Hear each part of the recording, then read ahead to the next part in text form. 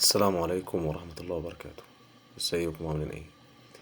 اتكلمنا المرة اللي فاتت عن الانتجر وازاي ننقص وازاي نجمع وازاي نضرب.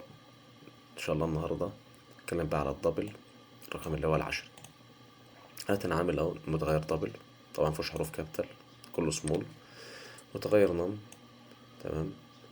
آه، بيساوي 10.2. على التكة رنات قلنا برنت طبعا اللي احنا عارفينها. التكة رن، نشوف هيعمل ايه.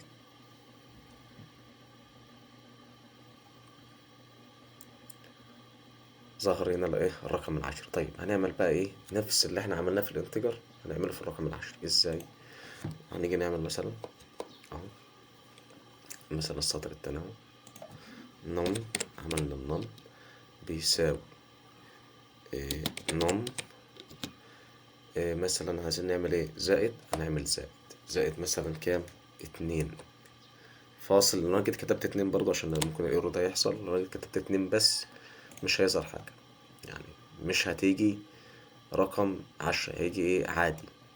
هتشوف دلوقتي بنفسك كده ايه دي اكنها مش موجودة، عشان ده بيقرأ الرقم العشرة بالدبل خاص بالرقم العشرة بس. جيت عملت انا نقطة اهي فاصل واحد. هنشوف هيعمل ايه برضو مع بعض اهو. اه زاد هنا اهو. طب ليه بقى زاد؟ عشان عملنا بلس زائد. طيب جينا عملنا ضرب في، هيحصل ايه؟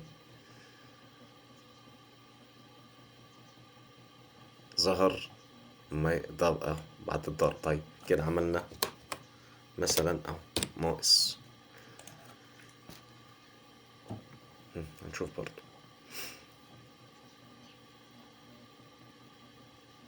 جاي في 8.1.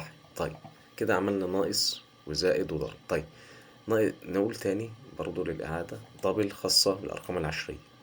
عملنا المتغير اللي احنا عارفينه بيساوي الرقم العشري 10.2، وعملنا الموضوع الطرح والجمع والضرب نفس موضوع الانتجر بالظبط، مفيش فرق اختلاف الا ده رقم عشري بس بين الدبل والانتجر، ده رقم فردي وده رقم عشري.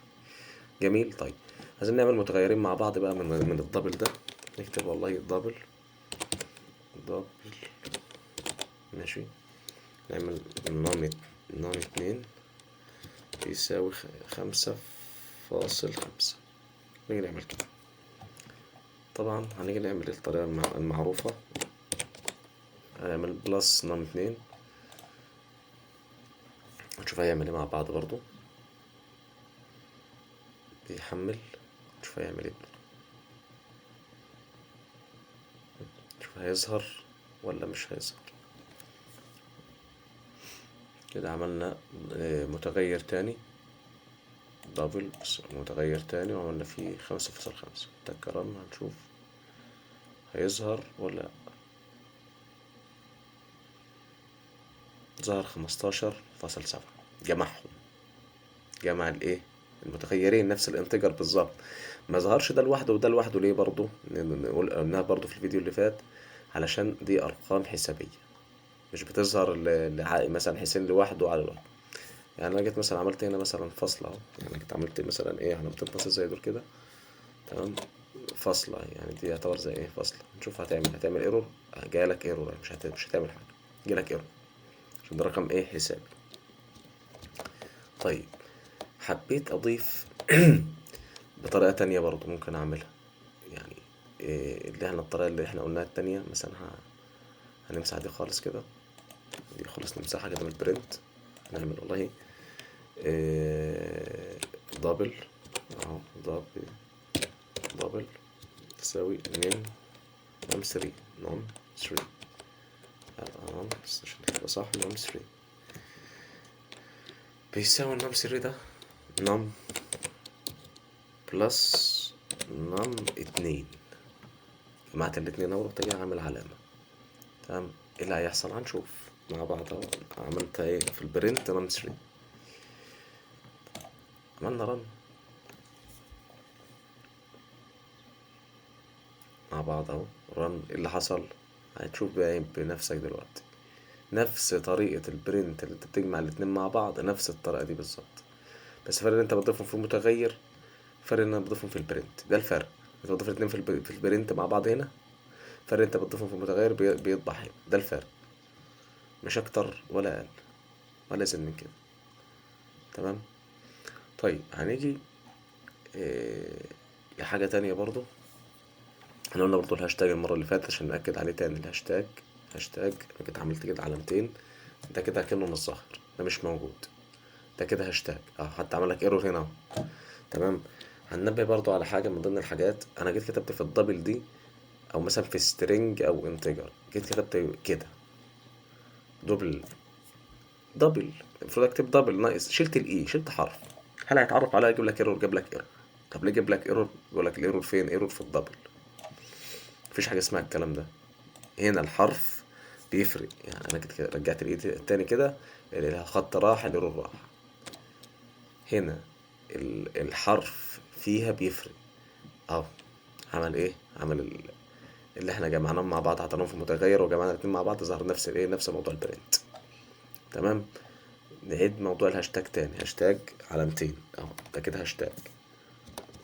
مسحت حرف الكود مش هيقرا معاك، هيقول لك ايرور في السنتكس عندك على طول. لازم تخلي بالك من موضوع الحروف، الحرف بيفرق. يعني مثلا كاتب المتغير نم، جيت عملت والله بدل نم ده، جيت عملت بدل الام دي ان، هل هيقبل ولا لا؟ اهو جيت عملت ان، قال لك ايرور. مفيش حاجه اسمها ايه، مفيش نن دي، نن دي فين؟ هي نم اللي جابها نن، اخرها ام حتى اهي، جاب لك الايرور هنا اخرها ام مش ان. تمام كده. اتكلمنا عن السترينج وعن الانتجر وعن الدبل. هنتكلم برضو عن حاجة في سترينج كده بسيطة جدا، عشان برضو يبقى انت عارف السترينج، او يعني فيها حاجة ما قلناهاش مثلا في الاول برضو عشان ممكن تقابلك. هنيجي نعمل مثلا كده حاجة بسيطة، نعمل سترينج. طبعا شوف سترينج كتبناها حرف سمول جالك غلط، اول حرف كابيتال بالذات في سترينج اهي. تمام. سترينج نيم بيساوي مثلا اهو، ماشي، اوسي. تمام. جميل جدا. كده كتبنا كده، وكده عملنا نفس كده ننسخه، نفس الموضوع. وكده خلانا ايه، نيم اتنين، وخلينا الاسمين مختلف بدل الاسم بس خلينا عليه. جميل. طب انا عايز اضيف، احنا طبعا اتعلمنا الطريقه اللي في البرنت والطريقه اللي انا بعمل متغير واضيف الايه، الاسمين مع بعض دول احنا قلناهم. تمام. طب دلوقتي بقى انا في طريقه تالته، انا بعمل ايه؟ بعمل حاجه اسمها اس لعلامة الدولار اهي. هنيجي نعمل كده مثلا، معلش، جينا نعمل كده على طول كده نسخلكم اهي. جيت انا عملت ايه بقى؟ متغير جديد زي ما احنا ما عارفين، والله بيساوي، هنشيل بس الحاجات دي اهو، نشيل الاسماء دي خالص. تمام. والله جيت عملت مثلا هنا ايه، ادي نيم. تمام. وادي هنا نيم اتنين. طيب يعني كده اتكينا والله، برنت اهو، فتحنا قوسين، كتبنا والله فايل اهو بالظبط اتنين كده، عملنا كده. هل هيعمل ايه؟ هيجمعهم ولا لا؟ نشوف مع بعض. شوف هيجيب لك ايرور ولا هيجيب الاسمين مع بعض، هنشوف. دي حاجة برضو عشان ممكن تجيلك في علامة الدولار دي، ممكن تستخدمها في بعض الأوامر، عشان لو نسينا نقولها في الأول يبقى قلناها دلوقتي برضو. هل هيطبع ولا فيه غلط؟ هنشوف دلوقتي. كده طبعا فالنيم عملنا رن، بيحمل، هنشوف. لا هيجيب حسين علي ولا هيجيب علي بس، ولا جاب حسين علي. يعني علامة الدولار دي علامة للزائد.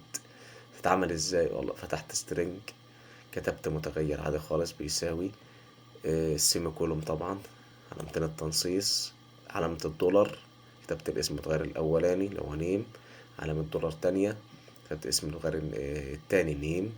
بعد كده فتحت ايه، بعد كده علامة التنصيص طبعا معروفة، والسيمي كولوم. طبعت ايه، فول نيم، جه او ظهر معاك حسين علي. جميل. طيب حاجة كمان برضو، من ضمن الحاجات برضو اللي انت مفروض تكون عارفها. دلوقتي انا جيت كتبت الفول نيم دي في البرنت مثلا عشان تعرف بس الفرق بين الحرف ده دلوقتي حرف سمول اف سمول اهو، انا جيت عملته كابيتال، هي نفس الكلمه اهي، فرق بس الحرف الاولاني كابيتال، هيجي لك ايرور. ليه؟ ده مش متعرف عنده. يعني انت كتبت الحرف في المتغير سمول سمول، كابيتال كابيتال، نرجع بقى تاني كنترول زد كنترول زد، نرجع، هيجي لك حسين عادي تاني عادي خالص، مفيش اي حاجه حصلت. انت كتبت في متغير حرف كابيتال يبقى تكتبه هنا كابيتال، كتبت المتغير سمول، يعني هنبسطها بمثال تاني برضو عشان الايرور ده ممكن يقع في ناس كتير. هنمسح دي خلاص، دي عرفناها، نمسح دول كده، ماشي، مسحناهم خلاص اهو، ومسح دي كمان. النيم ده انا عامله دلوقتي ايه؟ اوله حرف سمول، انا كنت عملت والله لا الحرف الاولاني ده كابيتال، كده عملنا كده كابيتال، تمام. هل في مشكله؟ مفيش اي مشكله. طب لو جيت انا كتبت بقى هنا نفس الكلمه بس الحرف الاولاني ده سمول، اه، انا مع نفس الكلمه بس فرق الحرف، قال لك ايرور. ايرور ليه؟ علشان انت كتبت الايه، لازم تكتب زي ما انت كتبت المتغير بالاول حرف كابيتال يبقى تكتبه في الايه، في البرنت اول حرف كابيتال، كتبت سمول يبقى تكتبه سمول. نيجي نكتب بقى هنا الايه، الان كابيتال اهو، نعمل ايه بقى؟ كتبنا الان كابيتال، اللي حصل هنشوف. ايرور ايه؟ هتلاقيه راح، هجيب لك هيطبع لك ايه، حسين عادي خالص، كأن مفيش ايرور ولا في اي حاجه. يبقى بمعنى كتبنا الحرف في المتغير كابيتال يبقى لازم نكتبه في البرنت كابيتال، كتبنا سمول لازم نكتبه سمول، سواء في الحرف الاولاني او التاني او التالت، اي ما يكون اي حرف في الكلمه المتغير كتبناها كابيتال او سمول، لازم نكتب بالظبط زيها في البرنت، لازم. ان شاء الله الفيديو الجاي نعرف بقى عن الاف إلس، هنجربه الاف إلس مع بعض في الانتجر وفي السترينج، وفي طريقة مختصرة برضو أيضا للاي اف إلس، هنتعلم الطريقتين. في سويتش كيس برضو شبيهة للاي اف إلس بس بتشتغل بطريقة تانية، هنعرف كل ده إن شاء الله في الفيديو القادم. السلام عليكم ورحمة الله وبركاته.